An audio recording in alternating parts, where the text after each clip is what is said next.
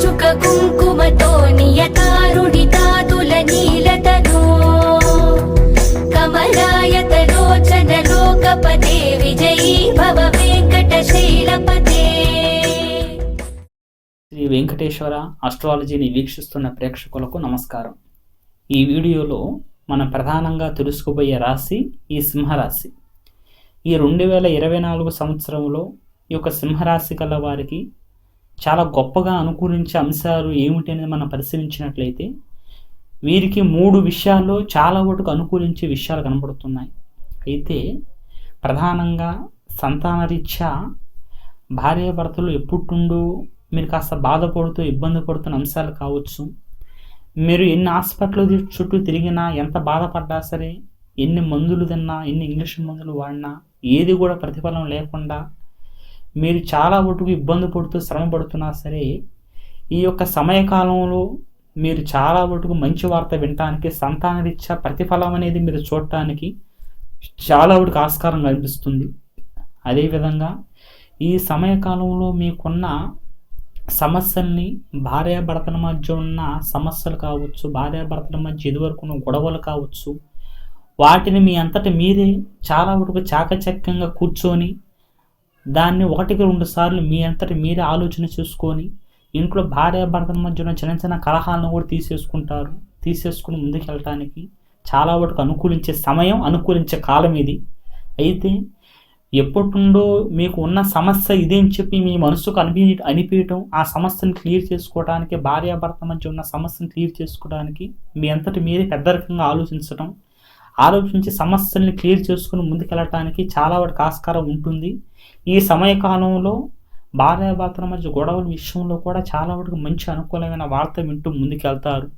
అదేవిధంగా ఈ యొక్క సమయకాలంలో ఆరోగ్యరీత్యా కూడా గతం నుండి మీరు బాధపడుతున్న బాధ ఏదైతే ఉంటుందో, దీర్ఘకాలంగా వచ్చే సమస్యలు కావచ్చు, గతంలో మీరు బాధపడుతూ ఇది తగ్గాలని చెప్పి మందులు వాడుతున్నవి కూడా ఈ యొక్క సింహరాశి గల వారు ఈ యొక్క 2024లో ఆ మందులు వాడటాన్ని కూడా ఆపేయటం, అది అనుకూలంగా ఆ ఒక అనారోగ్య సమస్య అంతటితోనే క్లియర్ అయిపోవటం కూడా చాలా వరకు జరుగుతుంది. కాకపోతే ఇదంతా కూడా మీ యొక్క చేసే పనుల్లో చిన్న చిన్న అంశాలని మీరు సరి చేసుకుని ముందుకు వెళ్ళటమే.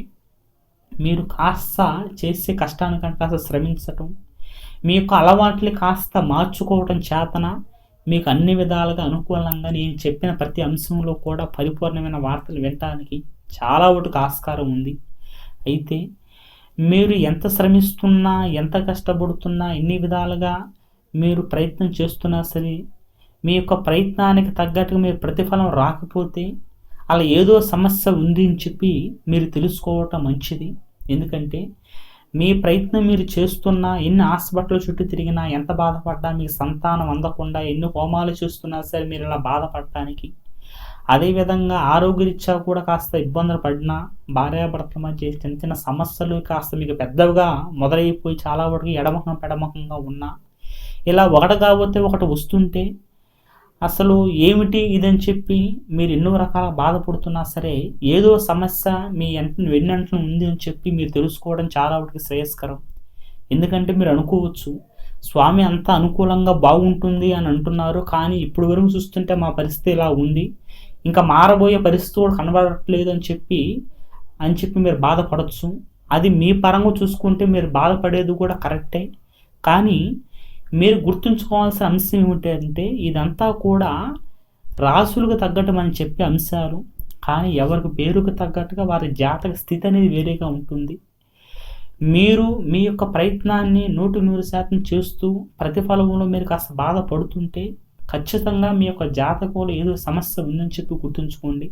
అది జాతకంలో ఉన్న సమస్య కావచ్చు, లేదా నరుల వల్ల వచ్చే సమస్య కావచ్చు, నర దృష్టే కావచ్చు, చెడు దోషాలే కావచ్చు, చెడు ప్రయోగమే కావచ్చు, ఇలా ఏదో ఒక అడ్డుగోడ ఉండటం చేతనే ఆ ఒక పనిలో ముందుకు వెళ్ళలేకపోతున్నారని చెప్పి గుర్తుంచుకొని దాన్ని మీరు తెలుసుకొని జాతకరీత్యా ఆ సమస్యను మీరు గ్రహించి దాన్ని సరి చేసుకొని తీసేసుకోవటం చాలా వాటికి శ్రేయస్కరం.